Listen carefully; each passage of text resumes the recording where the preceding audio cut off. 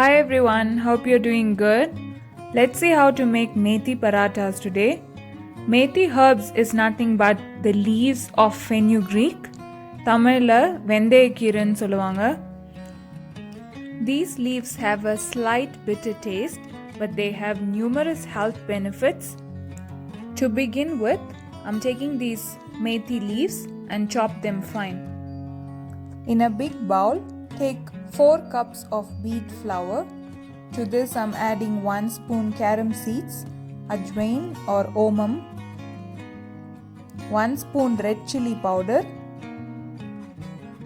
1 spoon cumin powder, jeera powder,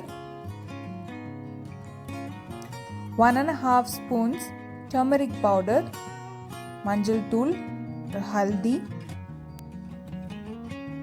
1 spoon Kashmiri Red Chilli powder. So the turmeric and Kashmiri Red Chilli powder will bring a nice color. 3 green chillies finely chopped.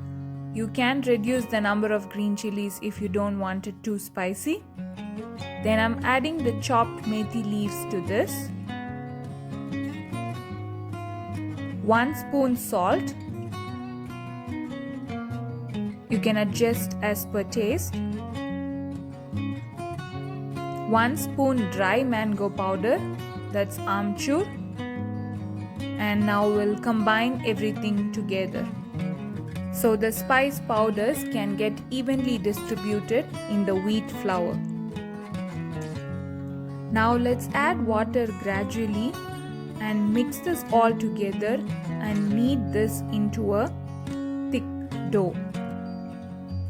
For the quantity mentioned today, I have used about 350 to 400 ml of water. I have also added 2 to 3 spoons of oil and mix this together into a non-sticky dough. Place a non-stick tawa on the stove.